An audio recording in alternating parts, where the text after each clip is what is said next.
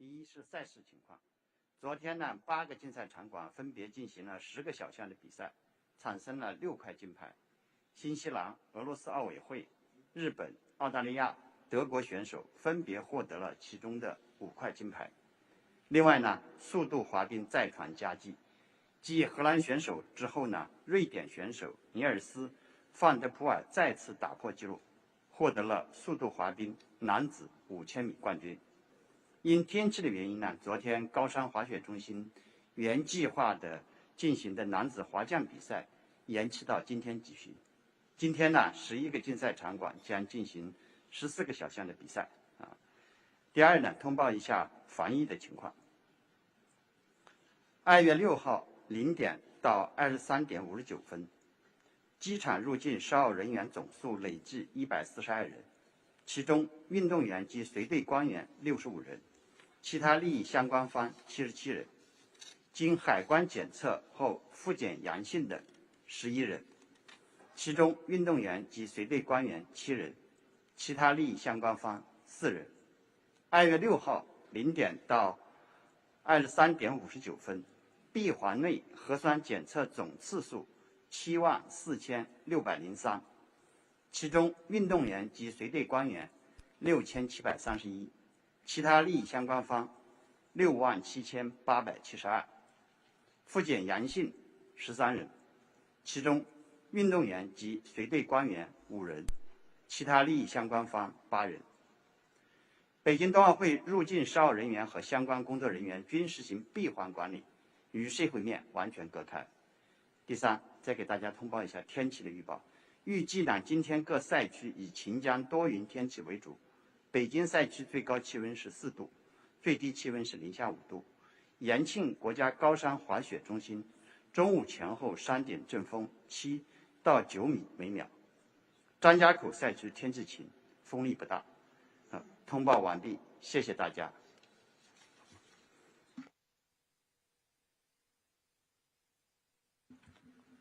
Okay, thank you very much indeed. I think we're now going to hear from our two guests. So let us begin. I think, Kit, were you going to go first or no? Wan Chuan, if you could start first, that would be great. Yeah, yeah. You first, yeah. 谢谢马克先生，各位来自海内外媒体界的朋友们，大家上午好。很高兴啊，能够今天和大家见面。那么在赵卫东先生啊刚才给大家发布的这样的一些信息的基础上，我愿意利用这个机会啊，和大家来分享一下涉及到体育竞赛组织管理的一些信息啊。那么应该说，从2月2号，冰壶的比赛啊，第一项开赛到现在，体育竞赛组织工作进展得非常的顺利圆满。我们的竞赛场地，无论是冰上项目的竞赛场地，还是雪上项目的竞赛场地，得到了世界知名运动员的高度认可和评价。也得到了国际单项体育联合会的高度认可和评价。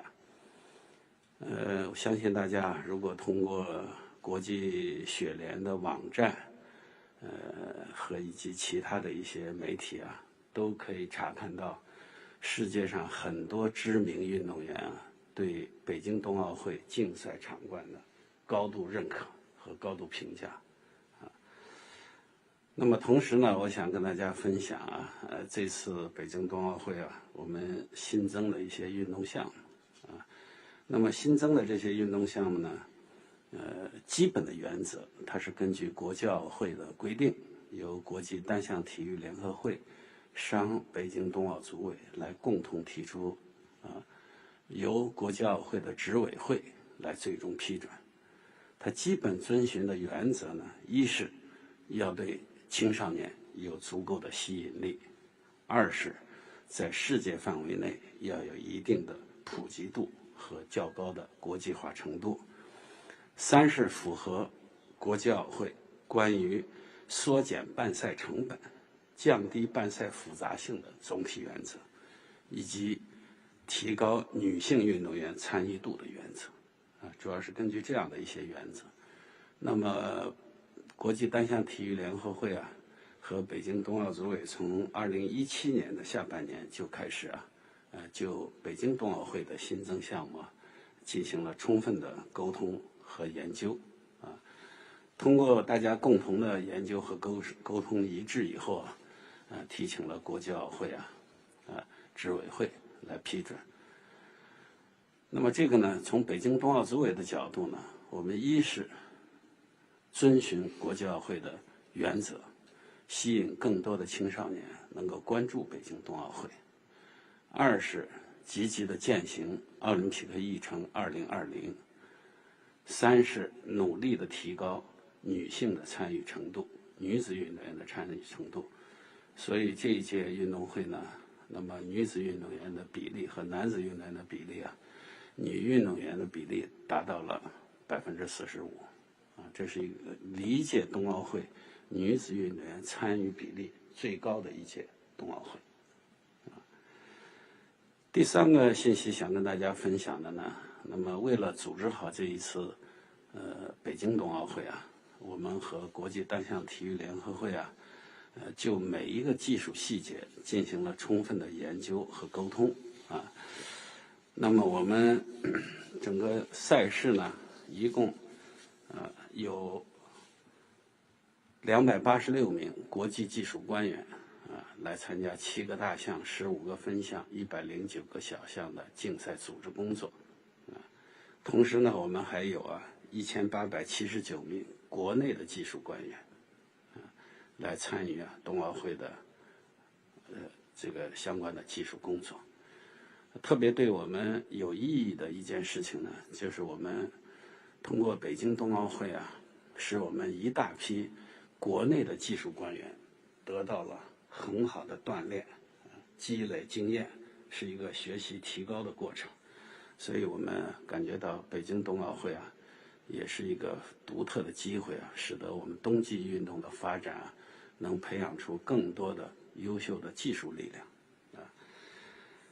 第三呢，就是第四个我想给大家分享一下的呢，就是我们目前呢一些优秀运动员对我们的这个雪场啊，特别给予了高度的评价。无论是北京延庆赛区高山滑雪，还是河北张家口赛区的雪上项目，大家都给予了高度的评价，认为我们这个场地是非常非常好的，完全达到了奥林匹克冬奥会的标准啊。特别是对高山滑雪的场地有一些运动员评价，这是他们见过最好的、最具有挑战性的场地之一。因为北京冬奥会高山滑雪的场地确实是很有挑战性的，是世界上最具有挑战性的少数的几个场地之一。但是雪质很好非常非常的令运动员满意，所以我们感觉到从这个角度来讲呢，也是非常好的。最后再跟大家分享呢，到目前为止北京冬奥组委和国际奥会的体育部与7个国际单项体育联合会保持着密切的沟通和联系，体育竞赛组织工作呢非常顺利，谢谢大家。Thank you very much indeed for that. Let's now pass over to Kit McConnell, Sports Director, for your comments. Kit. Thank you very much, Mark, and good morning, everyone. Good to see you all again. And let me also start by thanking Xuan and his team. We have calls every single morning at 7 a.m. To coordinate the day, touch on any issues that have come up from the previous day, and really keep a one-team approach. And so thank you to you and your team. And I think Xuan, as you mentioned, has really shown that the organising committee continues to have a focus on the athletes, on sport, and really delivering these games in an exceptional way with that focus. From the sports side, with day 3, obviously, and that means we've had 12 medals awarded so far throughout Saturday and Sunday. 97 to go, so in no way are we relaxed. We're keeping that focus right till the last minute on the field of play. and on the athletes. And every day there's a large number of medal events. There's a large number of athletes competing in their Olympic movement on these fields of play. So we're keeping that focus every single minute as we go through. I think as you've all seen and reflected on over the weekend, and Xuan touched on this, the venues are absolutely outstanding. We knew that going into the games from the test events. Equally, the operations around the field of play have really been excellent. So here, the feedback from the athletes themselves has been fantastic. And we've seen the performances already delivered on the field of play. Obviously, the Chinese gold medal on Saturday night in one of the new events. I think the mixed team relay in short track obviously galvanized the host country around their athletes. But equally, we've seen new countries, including New Zealand, with their first gold medal in the Olympic Winter Games yesterday. So this has really set a fantastic base moving forward. Of course, we continue to focus on those remaining events, those 97 and every competition session, which is so important to the athletes participating in those events. Really, this is about the teamwork between the organizing committee, the venue owners and operators, fundamentally the international federations for each of the 7 sports. And here we really need to thank them for their outstanding work. And all of this comes together to hopefully be in the background and just keep the focus on those athletes. Of course, like any event of this size, there are points that come up on a daily basis, and we focus on these as well.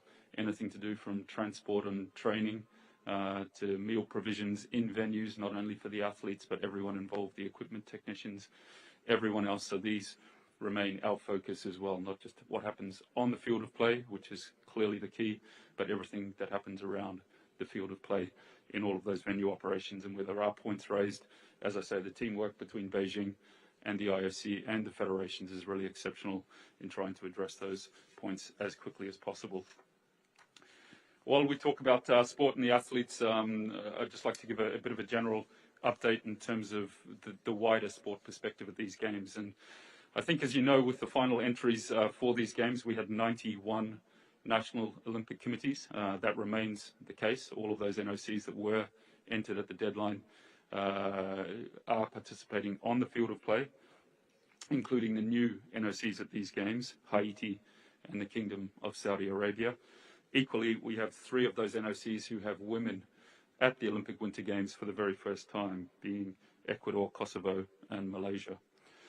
To put that into context, the 91 NOCs in Pyeongchang 4 years ago, we had 91 NOCs plus the Olympic athletes from Russia. So when you consider the pathway of qualification through 2 winter seasons of COVID impacts on the international sport landscape, it's really a fantastic reflection of the efforts of everyone to have that representation here in Beijing. The gender equality was touched on, and we do have record levels of female participation, record numbers of female athletes, record numbers of both female and mixed events at these games. In terms of the numbers, we've gone up from 41% in Pyeongchang 4 years ago to 45% female participation here in Beijing. And again, to put that, that's not just a statistic. Every female athlete that's here has a ripple effect in terms of the investment in women's sport in their respective countries, the international federations of the new events investing more into the promotion of those women's events, those women events having a higher profile and priority around World Cup and World Championship effect. So every single new event here, every single new quota for a female at the Games has even a wider impact outside the Games as well. Equally, our focus is on the showcasing of women's sport, and here on the competition schedule side, we've also promoted women's sport in showcasing it to the world. Examples being 4 years ago, there was a dominance of men's events around the opening and closing weekend. In this final Saturday, we've put 2 women's events additionally into the schedule: the women's biathlon and the 2 women bobsleigh. So we've got a much better balance in showcasing both in the opening weekend and the closing weekend around women's sport as well in the broadcast schedule. Another example being that in Pyeongchang 4 years ago on the final Saturday, we had 5 hours of women's sport. Here we've got 9. So almost doubling that women's sport content for the broadcast in the final weekend. In terms of the numbers of events, we had 44 women's events in Pyeongchang. That's gone up to 46 events here. And the mixed events that Xuan referenced, and we've seen a number of them already, for example, in curling and the short track, those have gone up from 8 to 12. So the total number of events that women will be participating in here has gone up from 52 to 58, and that's reflected also in those women's athlete numbers that I referenced. So a real step forward for gender equality in women's sport, and equally, that has a much wider impact than what we just see here in Beijing as well. In terms of looking forward, obviously, I touched on the success or the outstanding nature of the venues. This we're not going to just see in the 16 days of these games, but I think, Xuan, you touched on it as well. It's not just a physical legacy. There's a real legacy being built for winter sport in this country. We know the statistics on participation, but equally now with the venues, with the experience of the Chinese workforce around all of these venues, we're going to be feeling the positive legacy of this in China and across the world of winter sport for years to come. So it's not just the hardware, if you like, in the venues, it's the software with the knowledge and the experience of the people operating those venues that will give a positive legacy for winter sport in China and across the international landscape, probably for decades to come. And then the final point I just wanted to touch on is in regard to the athletes themselves. And here we continue to have a real focus on the athletes that are in isolation facilities in particular, and those that are in a close contact definition. As you know, with close contact, it's defined through the playbook that the athletes can train, can compete at these games. So there's a real focus on supporting those athletes that also are in isolation facilities. Now, the positive news is those numbers of athletes and officials are coming down. It's natural with the numbers that tested positive on arrival, and obviously with the peak arrivals now being throughout last week. It's natural that those numbers are coming down, but that's very positive. Equally, we had a call last night led by our Athletes Commission, and we reached out to all of the athletes that were in isolation to engage with them directly. This was led by Emma Terho, the chair of our Athletes Commission. At the start, Emma was very clear that these athletes remain part of the Games. They are still an incredibly important part of these Olympic Games. They're an important part of their national delegations, and the support that we and Beijing 2022 provide to them continues every single day, focusing both collectively in terms of any issues across the isolation facilities and individually, because every one of these athletes and officials is an individual and has an individual perspective and circumstance that we need to work with on them. As I say, the call was initiated by the suggestion from our Athletes Commission to support what's already being done through the NOCs and through Beijing 2022. It was led by Emma and had a number of our Athletes Commission on it as well. Emma gave a very strong message at the start of empathy for these athletes, acknowledging, as I said, that they are a fundamental part of this Games and are still part of their delegations, and increasingly as they come out of isolation, they're obviously always going to be part of that delegation. The key points that were raised were ones that have been raised previously from the athletes, things like internet, where we're working with Beijing on providing individual solutions based on the property, additional SIM cards, all of those things to ensure full access to the internet for these athletes. The meals, where there have been significant improvements, but there were some individual cases raised that already Beijing has addressed overnight. Access to sport equipment, because it's very important that there's a high level of physical fitness that can be maintained under the circumstances. So access to sport equipment in the room itself was a key point. And equally, points around mental health. And on that point, I think you've heard from us previously how important mental health is for these athletes and more generally. And there again, we were very clear about the access that every one of those athletes has to mental health support, both through their NOC, but also through the support services that the IOC has put in place across a number of languages, with direct access for any one of those individuals to all of the support programs that the IOC has put in place around mental health. And all of that information has been made individually available to every one of those athletes. So again, we're working both across the system and individually to address all of the feedback we get from those athletes. And there was a real message of direct engagement, direct support from our Athletes Commission to those athletes. And that call was joined by Madame Han from Beijing. So it was led by the Athletes Commission, but with the full support of the senior Beijing leadership on the call, listening to the athletes, addressing individual circumstances, and of course by the IOC as well. So that's where we are on the sport front, and again, really looking to support each of those athletes in isolation and equally continue the outstanding start to these games we've seen on the field of play, and I think is continuing right now across the number. Thank you. Thank you very much. Thank you very much, Kit. Okay, let's now go to questions and answers. Yeah, we'll start with the guy in the front here, and then I think there's an AP question after that. So, yeah. 谢谢主持人，我是中央广播电视总台记者，提问杨淑安主席，冬奥会自开赛以来，我们的整体的赛事运行情况，是什么样的？然后请您举例说明一下。另外呢，我们也了解到啊，整个的这个竞赛的日程呢，我们也经过了10几次的修订。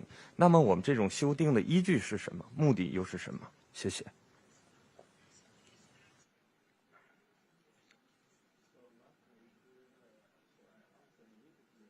Yes, please. Sorry, yes, please, if you would. Thank you, Mark. Exactly. Hang on.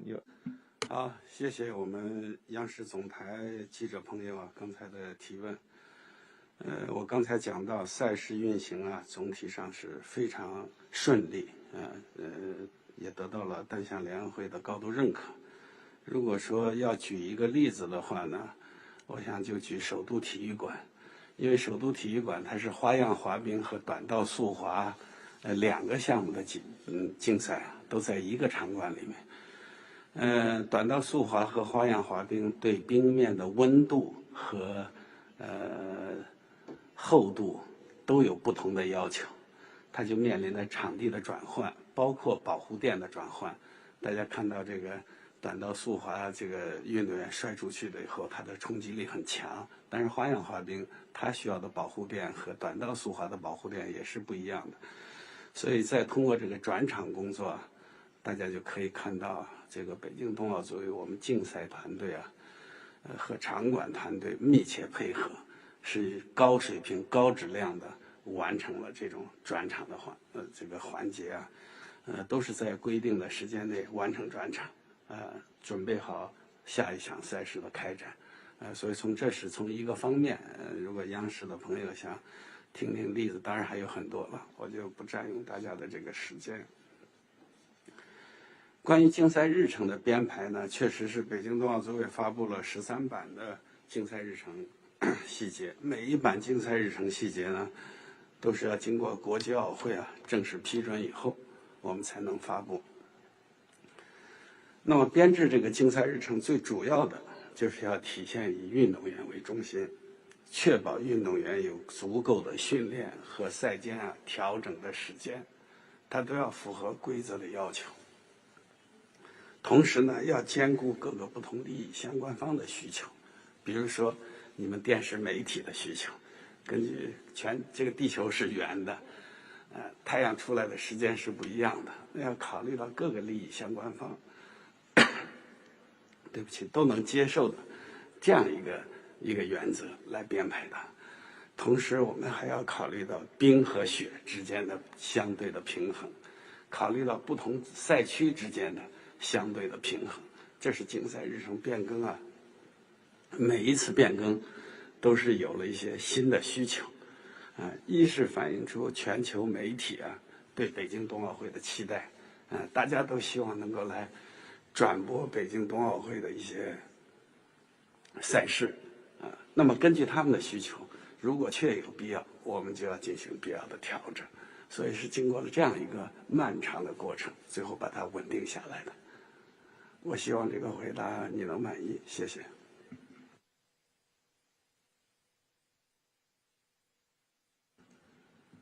Kit, did you want to add or?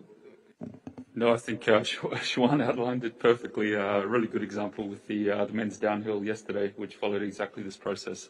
As you said, it's led by Beijing, but fundamentally the International Federation is there to give advice about the technical elements, and then we fit it into a wider games perspective with broadcast and other operational elements, but the athletes are always first along with the technical rules of the sport. And yesterday, Xuan, you cut me off to contradict me. Yes, thank you, Kate. 昨天这个高山滑雪男子滑降的赛事我们做了变更。我想说呢，第一，滑雪运动本身就包括了挑战大自然，包括风在内的大自然。但是第二，我们人类要尊重自然，尊重自然规律。第三，要尽最大的努力保护运动员的安全。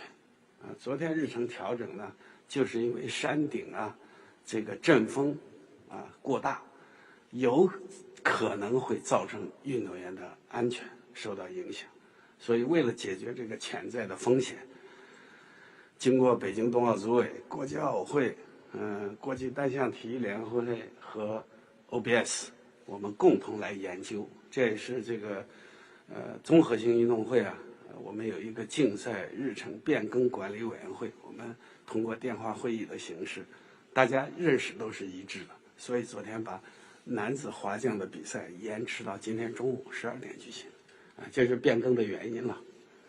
7项。Thank you very much. Let's go to AP now. I think wanted a question, and then we'll come to the lady down here, and then gentleman there. Yeah. Hi, Sarah DiLorenzo, AP. In the wake of Peng Shui's dinner with President Bach and her interview with L'Equipe, I'm wondering if the IOC believes that Peng was not assaulted, and do they feel she's speaking freely or under duress, and how are you determining if she's speaking freely or under duress?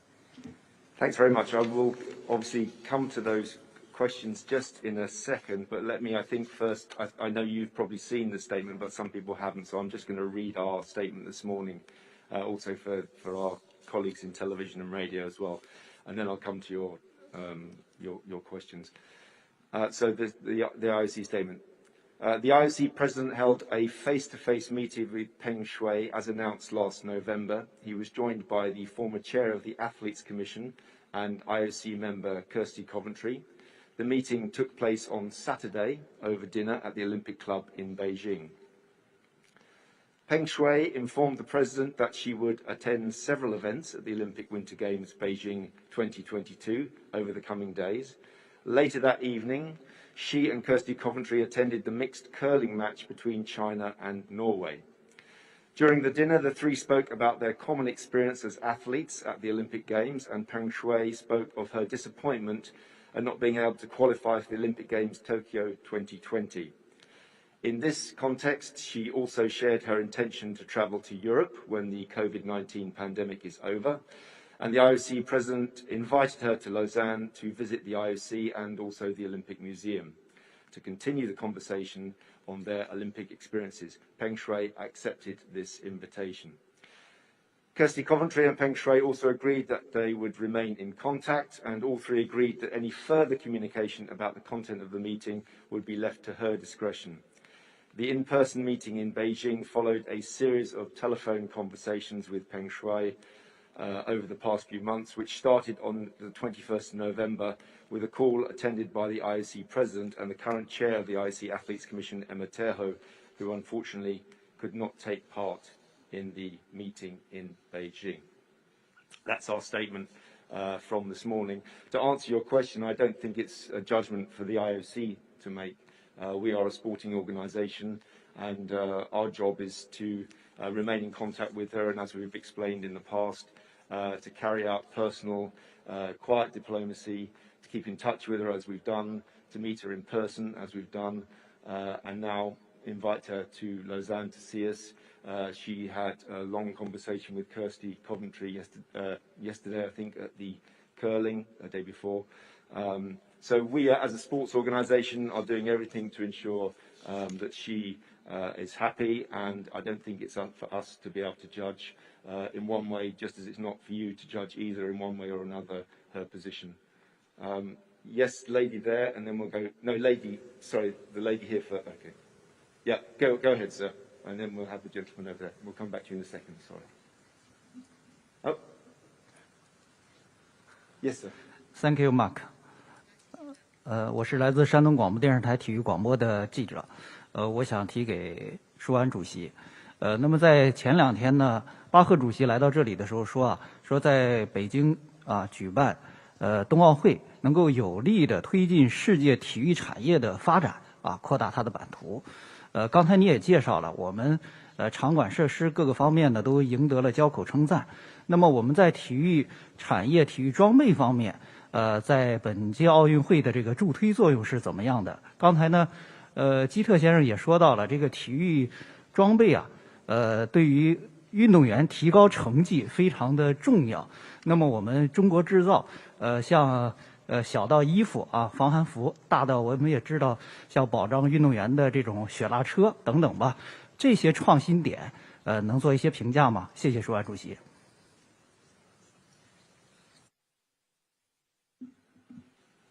好，谢谢我们山东体育广播的媒体朋友啊，你们的提问。我首先想讲啊，体育产业，用我们中国的话讲呢，它是一项朝阳产业。随着人类的进步，经济发展水平的不断提高，人们对体育运动这样的业余生活更加需要。所以从这个角度讲呢，体育产业它是一项朝阳产业。那么北京冬奥会呢，也是充分的体现了这个我们的科技元素，但更多的还有就是国际化啊。我们很多冰场、雪场啊，都是一种国际化的安排啊。但是我们想呢，它仍然有很长的路要走啊。我们呢，还是一个发展中的大国啊，那么还需要有一段时间的积累和沉淀。但是北京冬奥会呢，为我们进一步打开了发展冬季项目的这个视野啊，使我们看到了世界最新科技的发展，看到了我们这个产业的前景啊。这次冬奥会呢，我们国产的一些器材呢，也用到了冬奥会的赛场上，应该说也得到了好评，也是非常的不错。比如说，首都体育馆，我仍然举首都体育馆的这个例子啊，短道速滑的保护垫，它对运动员的安全是至关重要的。但是这些保护垫来自于我们河北的生产的这个保护垫非常好，运动员很满意。这也使我们的体育产业的从业人员看到了更多的希望，同时呢，也认识到我们发展还需要通过什么样的改革的措施，进一步来提高我们的发展的能力，提升我们的水平这又是一个从经济学的角度讲，它是一个长线的项目，需要长期不懈的努力才能去把它发展起来。当然，我们也有很多世界一流的这个产品应用到了北京的这个冬奥会上面，我就不再举例子讲了。总之呢，它是体育事业发展的一个非常好的一个独特的机会，也当然也包括了我们体育产业的发展。谢谢你。Okay, we're going to have the gentleman there, then the lady, and then I'm going to come over here for some questions. So, yeah. Yeah, hi. Jonathan Crane from Deutsche Welle. Just to follow up on the AP question, I know you've just said you don't want to judge if Peng Shuai is speaking freely. I just want to pick up on something that President Thomas Bach said in the press conference the other day, that he said the IOC would support an inquiry if Peng demanded that. So my question is, what conversations have there been with officials here in Beijing about a possible investigation? And does the IOC think that is actually possible for Peng to do? Can she make that demand without fear of any repercussion? Thank you. As I say, I'm not sure. Excuse me. I'm not sure we're able, as a sports organisation, to make that call. I think the President was right in saying it shouldn't be for us to judge whether there should be an investigation or not. You've seen the words which, in the interview which she gave to L'Equipe, I think it was an hour and more interview yesterday or the day before, whenever it was, which was published this morning. I think we need also to listen to her, and we need to read what she's saying. As we've also discussed, we've been in contact with her. We remain in contact with her. We've met her in person. We've invited her to come to Europe, and we will meet her again. And I think we can say that we are doing everything we can to make sure that this situation is as it should be. Yeah, lady there. 谢谢马克，我这个问题是问给杨树安副主席的，因为这几天呢，中国运动员都表现得特别的拼搏，而且成绩也很好。我想问一个问题，就是在他们这些运动员在出征之前，会有一个预期嘛？就比如金银铜牌的预期，或者哪些项目我们要进前8或前4，还有一些优势的项目。那么优势的原因是什么？您再帮我们深度解读解读，因为这几天我们在比赛中都看到了中国运动员的拼搏精神。谢谢。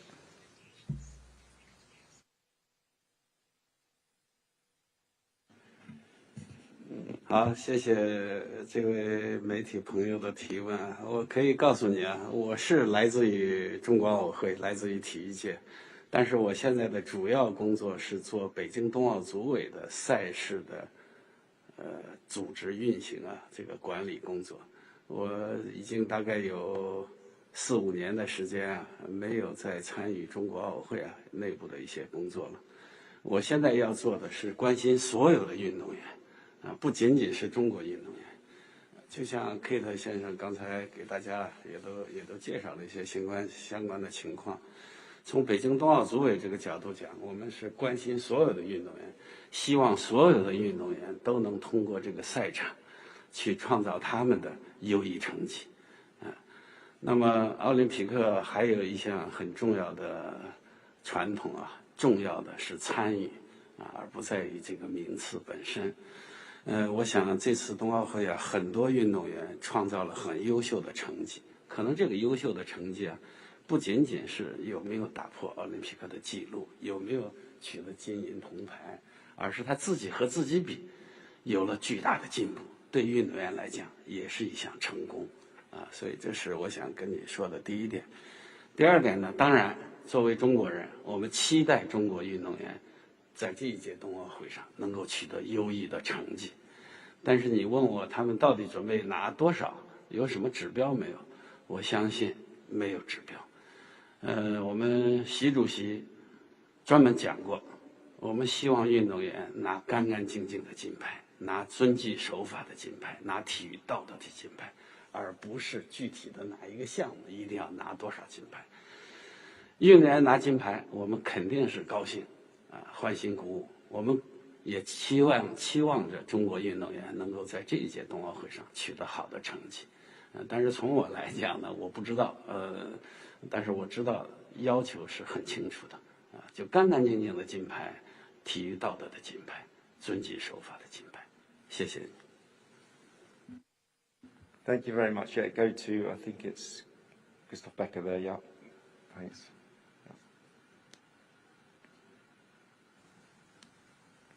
Good morning, Christoph Becker, Frankfurter Allgemeine Zeitung. I've got 2 questions, if I may. One to you, Kit, and the Chinese gentleman on the issue that you touched, the experiences by the athletes who are in isolation and who are describing clearly what they perceive as fairly dystopian experiences. Who feels responsible that this situation has arisen again and that the athletes are making the experience that they are making? And Kit, on one of the issues that you mentioned, providing internet connection, would that be internet connection that goes beyond the Great Firewall? Would the athletes be able to actually step outside China's censorship of the internet with the SIM cards?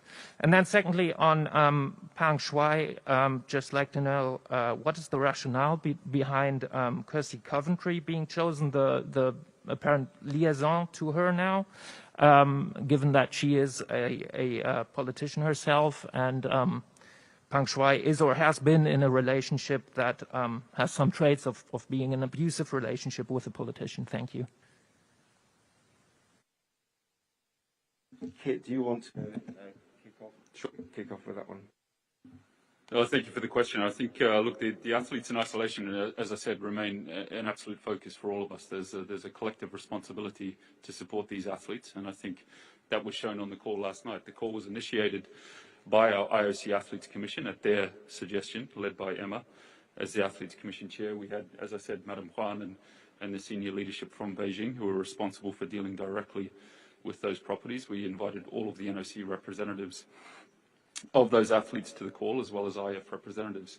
This is the support network that we have for these athletes collectively and individually. So the real message again was understanding what the athletes are experiencing, addressing that as we have with the steps that have been taken on all of those areas I addressed, and understanding where there are still some individual circumstances which are challenging. And we heard some of those last night across those areas. And we know that that's not easy for anyone in that situation, but particularly an athlete who's gone through the journey to get here and is in a situation where at this stage they're not with the delegation in the village and they have some uncertainty over participation in many cases. So we absolutely understand the situation that some of those athletes have been in. That's been addressed right from the start. In many cases, the facilities and the services have reflected what was committed, and where there have been challenges, obviously, we're concerned about those and have addressed them collectively with the various people responsible, as I mentioned. So that dialogue is happening, and I think the call last night really symbolised the collective focus on addressing any of those individual circumstances where those challenges still exist. In regard to the internet, I think Mark can answer that in terms of the wider point, but what we did discuss was providing them with the same internet access that everyone else at the Games has, so they feel connected to it. And maybe, Mark, you can answer the wider point on the internet. But again, our focus is really understanding any particular issues and addressing them as quickly as we can, and that's collective between Beijing, who's responsible for the dialogue with those hotels and properties, but also with the RNOCs to understand the individual circumstances in each case and tell the athletes they can reach out to any of us at any time, and we will listen and we will act.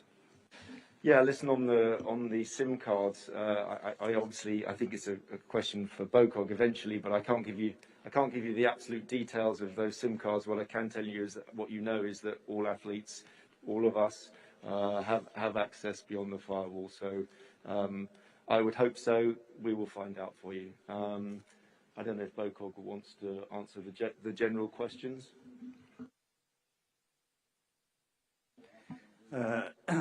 我补充一下，在隔离设施呢，我们给这个运动员提供了开放网络的服务，这一点请放心。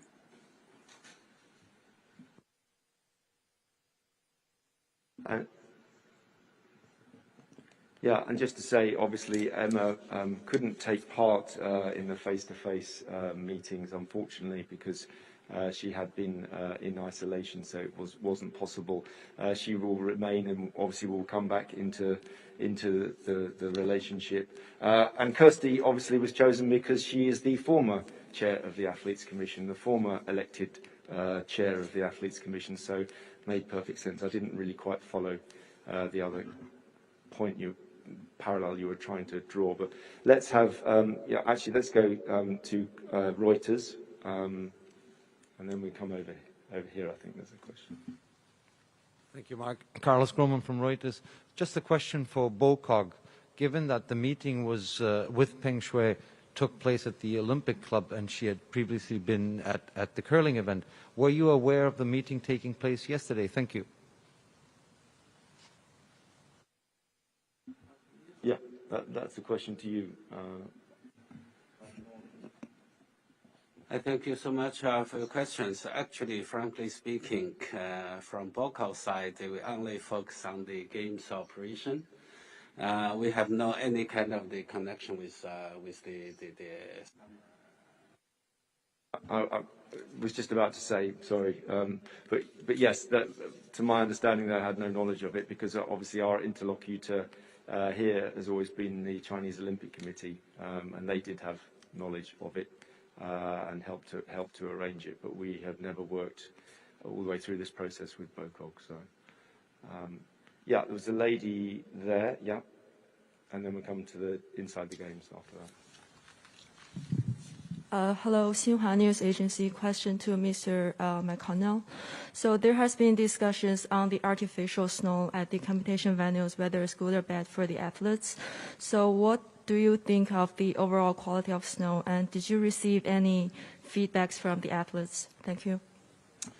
Well, thank you. I think, first of all, the feedback, as I mentioned earlier, has been really outstanding from the athletes. This came through the training period and then through the first days of competition, and this is the feedback from the athletes through the federations is really the key to making sure they have those fields of play to compete on. In regard to the snow, I think there's been a lot of discussion recently and probably a greater understanding about the way that the snow is produced across the world of winter sport now. And so I think most of the questions there have been answered. But again, the focus is on doing this in a sustainable way, but also ensuring that the athletes have an outstanding field of play for them to compete at the Olympic level on. So I think most of the detailed questions there have been answered previously. Okay, let's go to Inside the Games. I'm going to come across here again in a minute. Yeah. Hi, it's Jeff Barkley, Inside the Games. How many athletes are in isolation or close contacts? And my other question is about the situation with a Polish short track speed skater.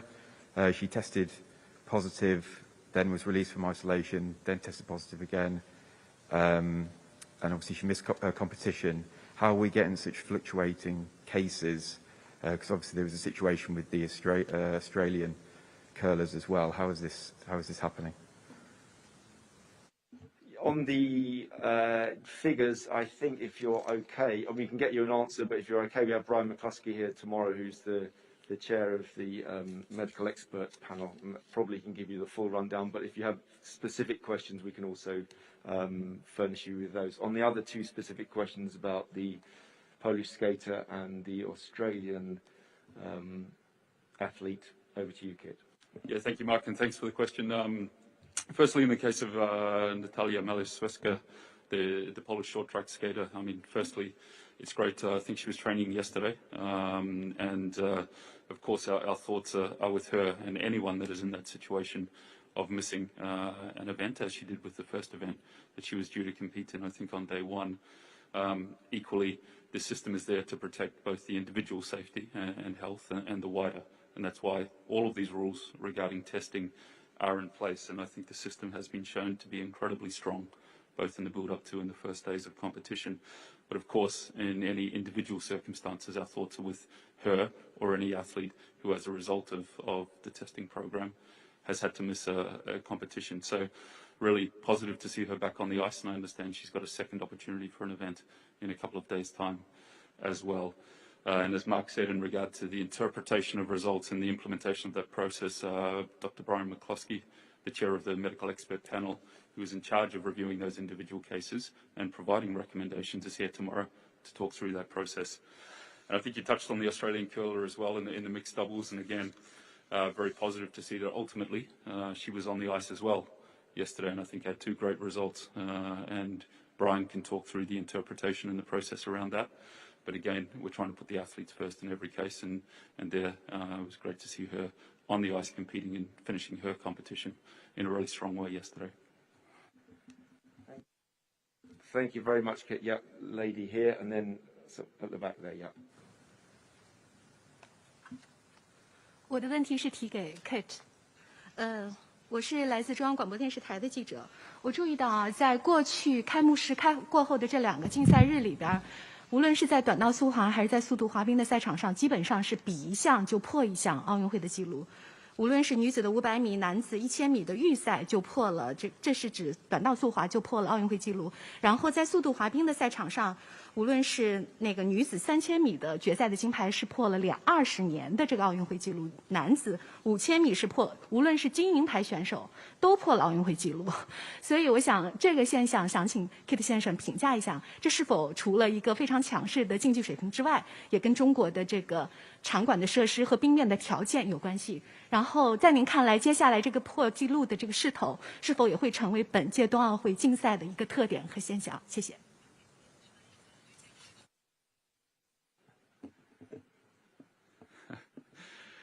That's a good question. It's a little bit hard for me to predict the coming days. I think what we can say is, first of all, it's great to see, again, the venues that have been provided in the field of play preparation. And you've seen the performances, not only in terms of world record, but more widely across all of the sports we've seen so far. So this is really a fantastic testament to the organising committee and the venues themselves, but equally, we need the athletes also to perform on these fields of play. And here, I think what has come through also is the spirit amongst the athletes, but the incredible focus that they have kept on their performances And we've seen that come through in the first 2 days of competition. Despite all of the journey over the recent years through qualification, with the changes in the event landscape, with in some cases uncertainty over international travel and everything else, to see these performances really a testimony to those athletes and the focus they've kept, the preparation they've had, and equally I hope the system they feel part of here to allow them to focus on the competition and deliver those performances. So really congratulations to every single one of those athletes for those performances, and I think it's really a testament to them individually, but also the real focus of these games now on the field of play and the sport while dealing with those issues that have been raised. Yeah, gentleman there. Yeah, please. Hi, my name is Marcus Moore. I'm with ABC News out of the United States. Thank you for taking my question. I just have a couple of quick follow-ups on the IOC president's meeting with Peng Shuai. First, why was the meeting not disclosed over the weekend? And also, will Mr. Bach be, during the games, addressing his meeting with Peng Shuai? Thank you. I think both of those, hopefully, or the second one particularly, are dealt with in the statement. Which is, I think they've all agreed that what they want to say is there in the statement, so he won't be addressing it beyond what we've discussed already. You're free to ask him questions, and I'm sure he will possibly say more, but I think we're going to stick to the statement. Why was it not released earlier? We released it when we thought it was the right time. I mean, obviously we are not doing this for the media cycle. We are doing it because we want to keep people informed, and we're doing it because we want to support her. We're not doing it because we want to hit a certain moment and release it at a certain time. We released the statement this morning because we had the statement ready. It's as simple as that. Yeah, gentleman there in white. Hello, thank you for taking my question. I'm with China Global Television Network. I have a question to both Mr. Yang and Mr. McCornell. So I want to have both of you comment on the Olympics impact to the host nation, given that by the fact that for Team China, this is their first time ever to participate in the Olympics in all sports. Thank you.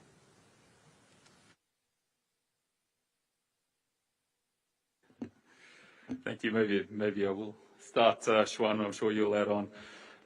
Firstly, I think it's a record size of the Chinese team in an Olympic Winter Games. And if we come back to the gender equality, I think when we look at the numbers we saw this morning, that there were 174 athletes registered in the Chinese team, and almost an exact gender equality between those numbers, which is great in terms of both the representation across all sports, as you noted, and I think it's about 100 events that they're actually entered into, as well as the gender equality. Now, this has a number of impacts. Obviously, like all of us, we probably remember the first time we saw athletes from our country participating in an Olympic Games. We probably have very clear mental images about those TV images that we were probably seeing.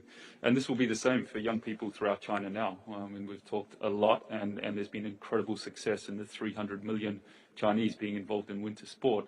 But you can imagine the inspiration that's happening around the country right now, seeing these Chinese athletes across all of these events.